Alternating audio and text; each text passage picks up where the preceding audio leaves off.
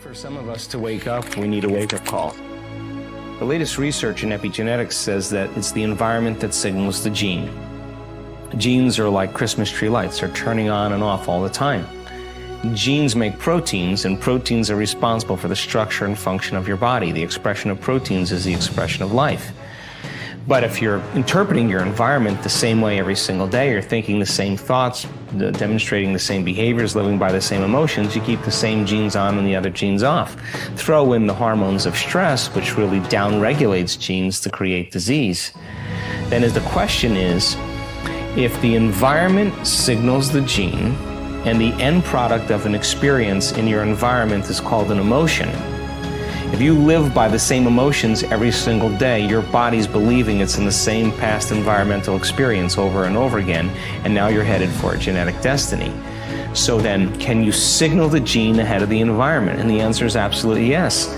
Because when you begin to embrace an elevated emotion and you combine it with a clear intention, and you're totally in the present moment, your brain and body don't know the difference between what's going on out there and what's going on in here. Your body believes it's in some experience in the external environment that's producing that emotion. And all of a sudden, the stronger the emotion you feel from an inward process, the more you pay attention to the thought or the image in your mind, you're creating a long-term memory. And all of a sudden now, you begin to downregulate the gene for disease and you begin to upregulate the gene for health, and that gene begins to make a new protein, and that protein begins to make a new hormone or a new chemical or an expression of something, a new chemical that is going to begin to affect other systems in the body. Acute conditions. Our medicine is so great for acute conditions. You break your arm, you have appendicitis, you're not going to go to an acupuncturist, you're going to get immediate care. Chronic conditions require a lifestyle change, which means you have to start making different choices. You got to start examining the way you live your life and the choices you make and the thoughts you think and how you manage your emotions. And so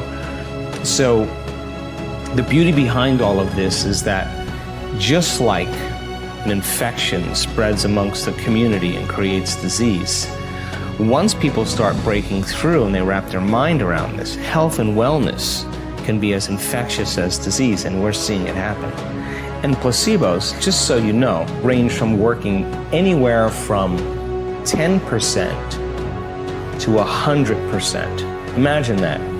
So, in a depression study, as an example, 83% or 81% of the people in a depression study that are given a placebo heal as well as the people that are given the actual antidepressants. There's brain scans to show changes in their brain before and after. It means then they're making their own pharmacy of antidepressants by thought alone. And it took them 6 weeks, 8 weeks of taking that placebo every single day. Now this is an important point because most people think, oh, I did the exercise or the meditation once and my conditions should go away. Well, even in the depression study, 6 to 8 weeks of taking a placebo. Every time they take the placebo, they remind themselves that they're going to get better. They change their emotional state. Sooner or later, that becomes their new state of being. It may take people 6 to 8 weeks of doing the work every single day where they start noticing significant changes in their health. So we have to go from philosopher to initiate to master, from thinking to doing to being. And once you get to that point where it now becomes innate in you, becomes who you are, then you've memorized an internal state independent of the conditions in your external environment. That's when you begin to master your environment or master your life.